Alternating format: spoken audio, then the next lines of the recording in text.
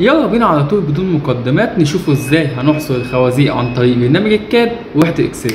يلا في سينا معاك المهندس محمود سينا، وانت جديد بالقناه فاحنا في الجزء ده هنتكلم عن كل ما يخص المكتب الفني بالتفصيل، وهنطبق خطوه بخطوه على مشروع بالكامل من البدايه للنهايه. فلو حابب تتميز في اعمال المكتب الفني اشترك معايا في القناه. احنا في الفيديو ده هنتعلم ازاي بيتم حصر الخوازيق من اللوحه. اتفقنا ان احنا بنحصر لازم يكون قدامنا 3 حاجات، مظبوط؟ لازم يكون قدامي مقايسه عشان اقدر اخد منها رقم البند ومجموعه من التفاصيل، وعندي شيت الاكسل الخاص بيا الخاص بالحصر، وعندي كمان لوحه الكاد اللي انا هبتدي اشتغل عليها. طيب نبتدي الاول بالمقايسه. هتلاقي ان المقايسه انا بحصر بند الخوازيق، هتلاقيه مكتوب بالمتر الطولي تنفيذ وعمل اساسات ميكانيكيه من الخوازيق. يبقى انا محتاج من هنا ان انا عرفت وحده القياس وعرفت البند وعرفت الطول بتاع الخازوق، مظبوط؟ هروح على شيت الاكسل كتبت ان بالمتر الطولي تنفيذ وعمل الخوازيق، عرفت ان وحده القياس بالمتر الطولي، وعرفت ان الطول عندي 87.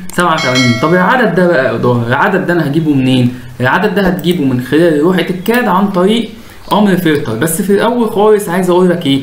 عايز اقول لك ان انت لو محتاج تجيب عدد الخوازيق الموجوده في اللوحه زي دي مثلا، فانت ممكن تقعد تعدها، تقعد تعد الخوازيق. طبعا ده حاجه مش منطقيه ومش طبيعيه. فعشان كده احنا بنستخدم امر اسمه امر فلتر. بتضغط حضرتك على اف بيقول لك اد سيلكتد اوبجكت، قول لي العنصر اللي انت عايز تختاره من اللوحه دي. انا هختار عنصر الدايره الحمراء اللي هو خاص بايه؟ خاص بالخوازيق. ساعتها بيفتح لي في القائمه كده مجموعه خصائص انا مش هحتاج منها غير الاوبجكت، فهروح جاي ده كده شايره، ده شاير، بضغط ديليت واسيب الاوبجكت، وبعد كده بدوس ابلاي. فهي علامه كده بقت مربع ان هو بيقول لي اختار المكان اللي انت عايز تفلتر منه الخوازيق او الدايره الحمراء دي. فانا هختار اللوحه كده، هختار الجزء ده من اللوحه اللي انا عايز افلتر منه الجزء ده. هبص هلاقيه قال لي بص بقى الحته دي، قال لي تحت 455، يعني عدد الخوازيق الموجودين من الاكس 1 للاكس 16 كان 455.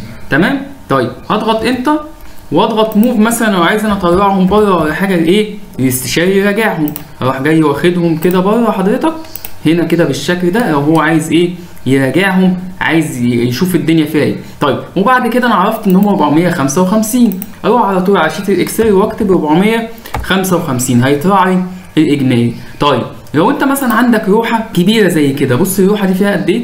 اللوحه دي فيها 4450 خازوق، ده لوحه المشروع كله من اكس 1 لاكس 96 فيها 4450 خازوق. فاذا بامر واحد قدرت تحسب عدد الخوازيق بمنتهى البساطه. طب لو انت مثلا ما ركزتش معايا او عايز تعيد الكلام ده، انا هسيب لك برزنتيشن موجود في الطريقه بالتفصيل. عملنا ضغطنا امر فلتر، ضغطنا بعد كده سيركل اوبجكت، عملنا كل حاجه بالتفصيل، وهسيبه لك برده في الفيديو ده.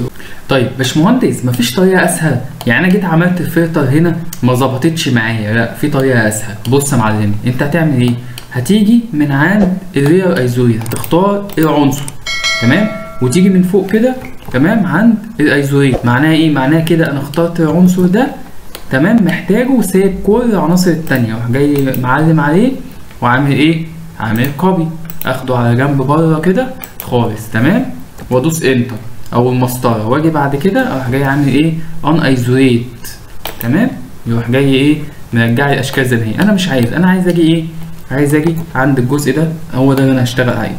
هل ممكن اعمل هنا امر فلتر؟ هتدوس اف هيبقى اسهل، تمام. هيقول لك اد سيلكتد اوبجكت، حضرتك هتختار الاوبجكت بتاعتنا، هيطلع لك شويه بيانات، قلنا هنشيل كل حاجه وهنسيب الاوبجكت بتاعتها اللي انا بقول له انا عايز انتقي الدوائر من اللوحه دي، تمام. بعد كده ابراي، فين بقى اللوحه اللي تنتقي منها الدوائر؟ هنا، يعني تنتقي الدوائر دي من الفراغ، هتضغط عليها، تمام، هتلاقي قايل لك تحت كام، عددها كام 457، تمام. لو عايز تعمل لها تكست تكتبها عشان يستشاري يشوفها، هتيجي هنا عند امر التكست واختار مالتي لاين تكست وهقول لك بعد كده، تمام، واضغط هنا مثلا اختار المكان اللي انت عايز تكتب فيه. هتبص عطاك شريط كبير جدا، انت مش عايز الشريط الكبير ده كله. طيب اعمل اصغره، منتهى البساطه اصغره، بس صغره بعد ما اكتب كده. انا هكتب هنا طبعا الخط صغير جدا مش مهم، هقول لك هنعمل بعد كده. عدد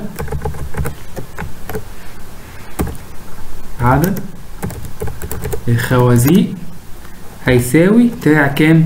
475. بس هتكتبها برضو دي للاستشاري. طب لقيتها صغيرة جدا، في أمر جميل اسمه أمر سكيل، اختصاره SC سكيل. هتضغط عليه هنا هيقول لك انت البيز بوينت فين، هتضغط هنا.